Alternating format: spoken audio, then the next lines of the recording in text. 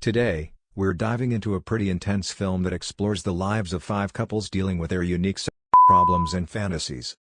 Buckle up, because this is going to be a wild ride. The film opens with a cozy conversation between Maeve and Paul, who have been in a relationship for some time. One evening, Maeve tells Paul that she wants him to rape her, which leads to some awkward laughs due to the misunderstanding.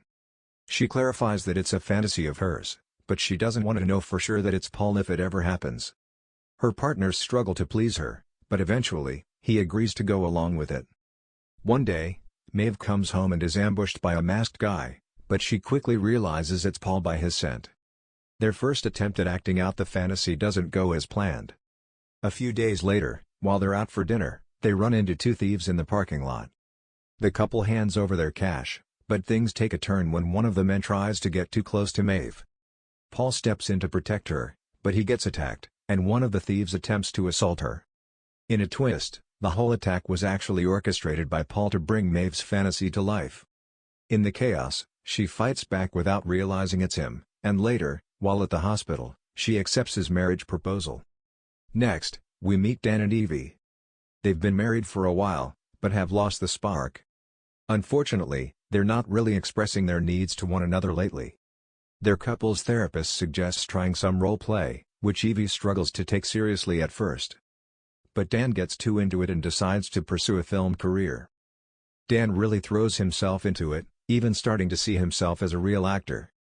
Before long, he becomes hooked on the role-play fantasies. But then, everything changes when Evie finds out she's pregnant. When she tries to share the news with Dan, he's too wrapped up in shooting their intense scene. This causes a huge rift between them, leading to a breakup. On the other hand, Richard and Rowena find themselves in a more precarious situation. They've been methodically trying to conceive for 3 years, turning making love into a scheduled event rather than something spontaneous.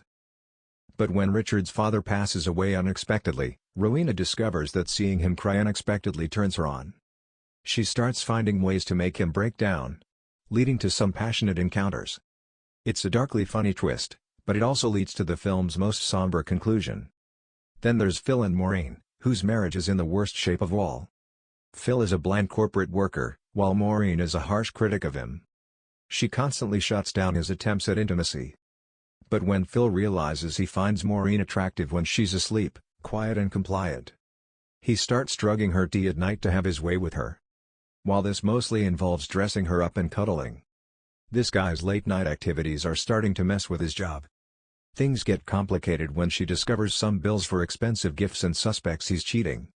He plays along and starts chatting about the woman of his dreams, not realizing he's actually talking about Maureen. This bombshell really damages their relationship. When he finally decides to be honest and share his fantasies, he ends up in an accident. The final couple we encounter is definitely the most captivating. Monica works for an online video chat service that assists the hearing impaired with phone calls. One night, Sam, a deaf guy, calls her with a rather unique favor. He wants her help to get in touch with a phone operator. The whole situation turns out to be funny, awkward, and surprisingly sweet, leading to a quick and strong connection between Monica and Sam.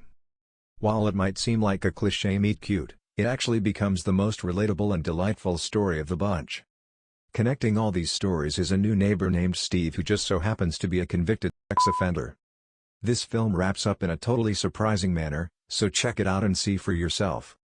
The Little Death, the directorial debut of Australian actor Josh Lawson, is a kinky comedy that takes a concept specific by nature and plays it as broadly as possible. In crafting the script, Lawson has mixed comedy with drama. It hits the mark in some areas but misses in others.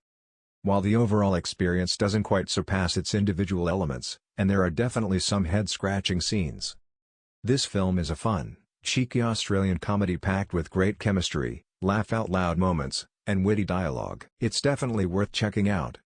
Thanks for checking out our movie review. If you enjoyed it, please like, share, and subscribe.